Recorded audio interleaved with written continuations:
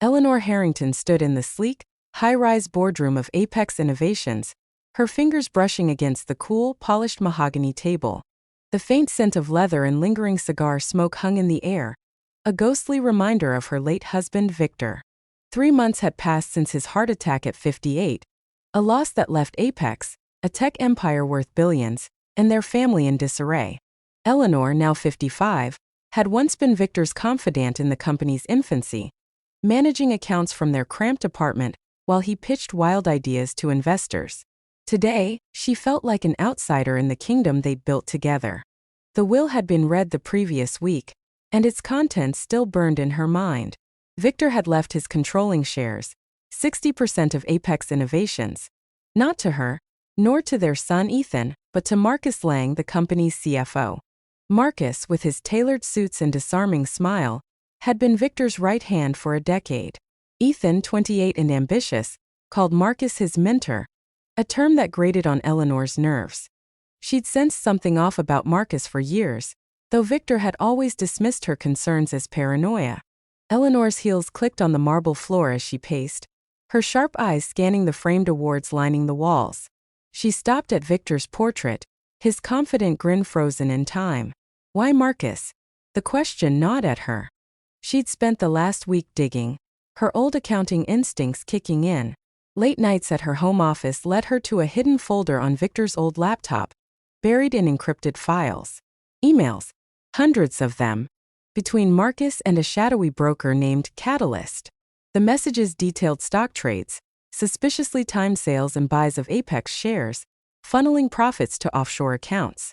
Marcus had been manipulating the market, inflating Apex's stock for personal gain while Victor, oblivious, trusted him implicitly. Her blood ran cold as she pieced it together. Marcus hadn't just betrayed Victor. He'd orchestrated a scheme that could tank the company if exposed. Worse, he now held the reins with Victor's shares. Eleanor's grief hardened into resolve. She wouldn't let Apex, or her family's legacy, crumble. She called an emergency board meeting, her voice steady as she summoned the directors. This was her battlefield now. The boardroom buzzed with tension as the directors filed in, their faces a mix of curiosity and unease. Marcus sat at the head of the table, his posture relaxed, almost smug. Ethan was there too, avoiding his mother's gaze, his fingers drumming nervously on his tablet. Eleanor stood tall, her navy blazer sharp against the room's muted tones. She began with Victor's vision for Apex, her words deliberate, weaving nostalgia with authority. Then she dropped the bomb. Evidence of Marcus's fraud, projected on the screen behind her. Screenshots of emails, transaction logs, and account trails glowed in stark clarity. Gasps rippled through the room. Marcus's smile faltered, but he recovered quickly, denying everything with polished deflection.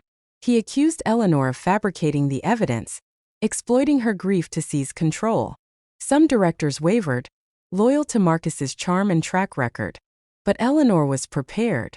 She presented a forensic accountant's report, commissioned in secret, corroborating the fraud. The room tilted against Marcus, his allies shrinking in their seats. Ethan's silence during the meeting screamed louder than words.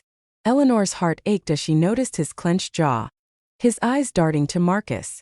After the board voted to suspend Marcus pending an investigation, Eleanor cornered her son in the hallway. His promotion to VP of Strategy, announced weeks before Victor's death, had come from Marcus. Too convenient, she thought. She pressed Ethan, her voice low but firm, until he cracked.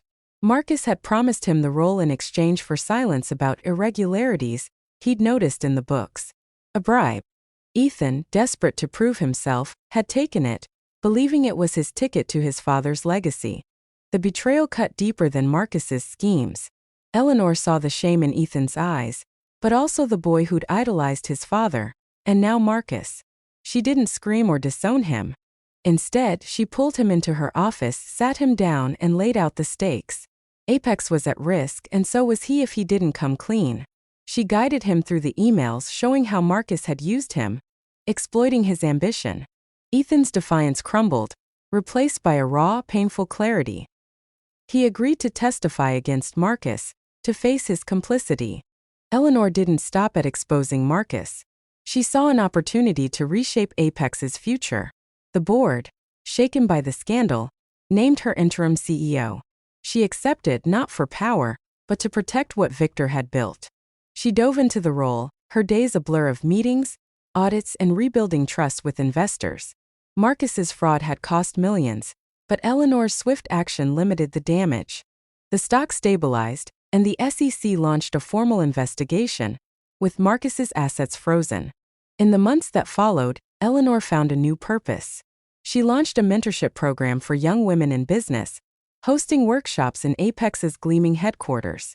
She shared her story, her rise from a bookkeeper to a CEO avenging her husband's legacy. The women, wide-eyed and eager, hung on her every word. She saw herself in them, the hunger to prove themselves in a world that often overlooked them. Ethan too began to rebuild. He stepped down from his VP role, choosing to earn his place honestly. He worked under Eleanor's guidance, learning the ropes of Apex from the ground up.